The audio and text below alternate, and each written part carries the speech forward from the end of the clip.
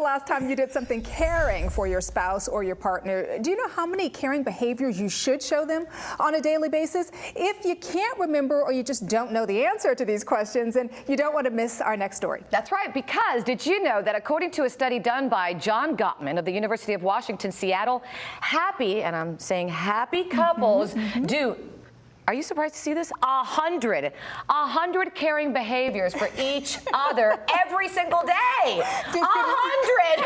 That's a lot of TLC. That's too much TLC. Does good morning count?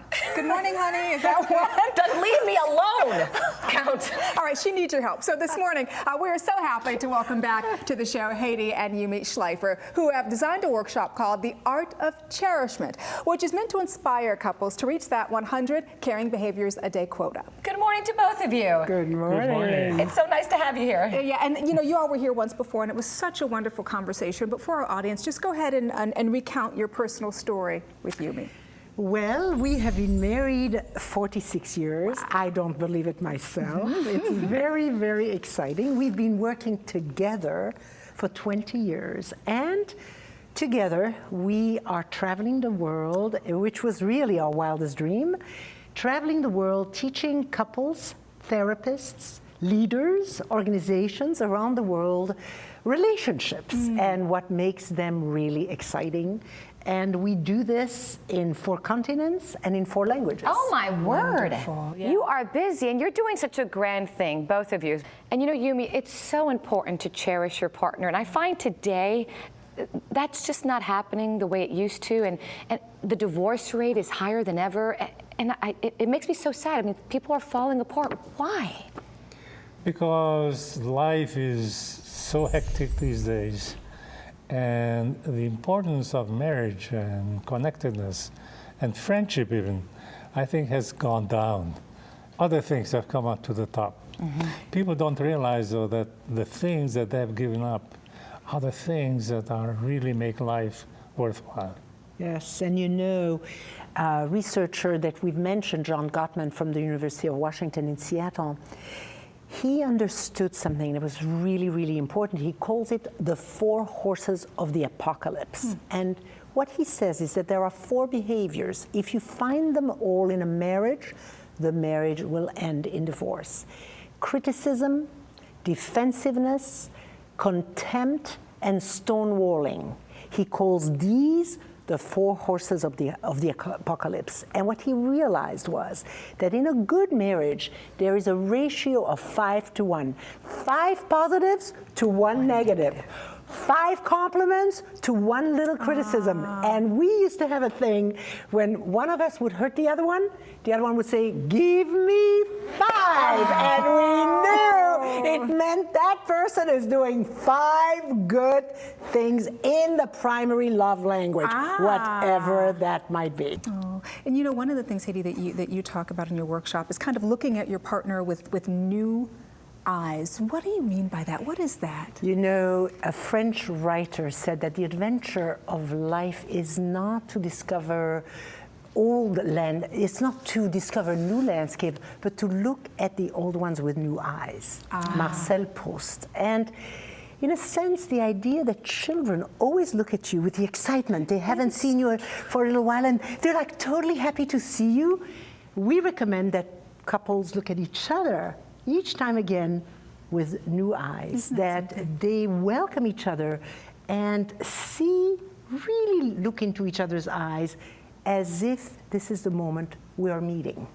I love that. And you know, it's so funny at the end of the day when I come home from work, my boys, my little one who's 4, "Mommy, I'm so happy to see you." That's the and look. It just warms my heart. And so you're saying that even with your spouse, that same kind of innocence and sweetness that our children display, we should display to You know, our we spouse. have some friends who do this in the supermarket.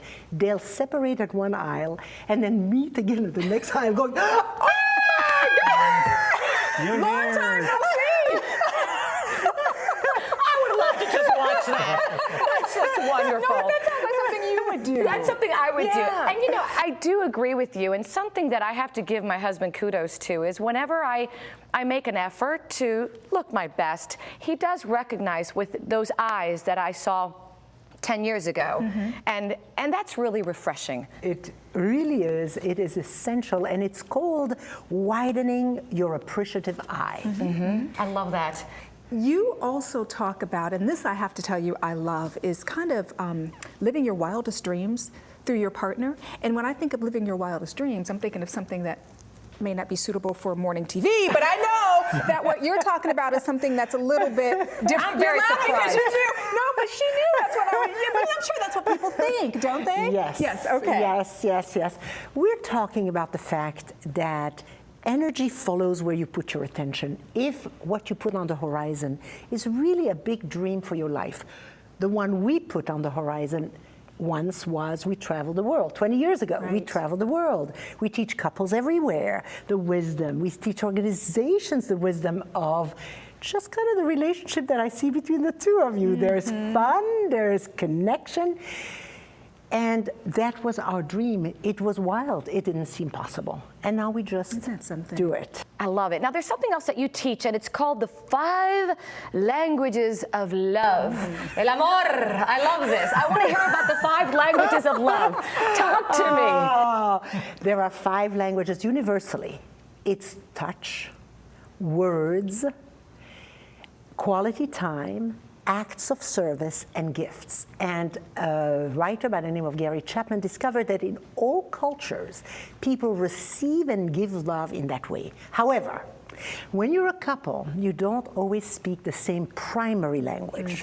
The primary language is the one you cannot do without. We love all 5. But there's one we cannot do without. For example, words.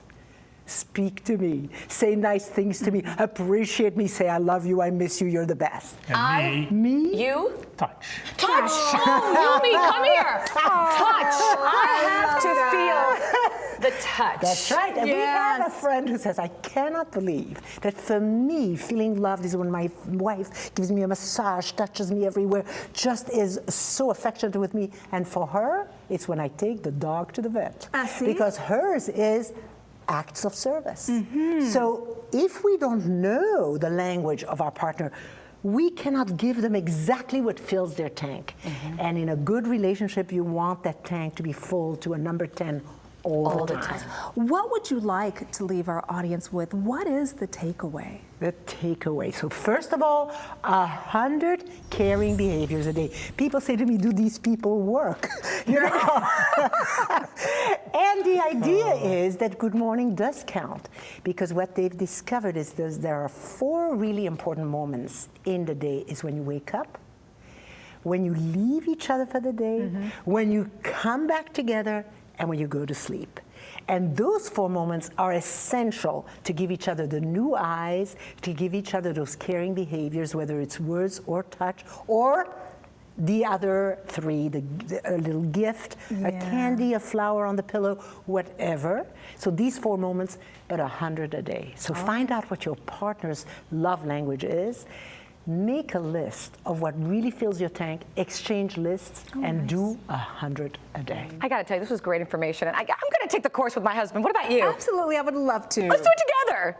I'd find out a lot about you. You would. You'd learn about my wildest dreams. I'd find out a lot about you. Yeah, I'd look at you with different eyes. Speaking of looking at each other with different eyes.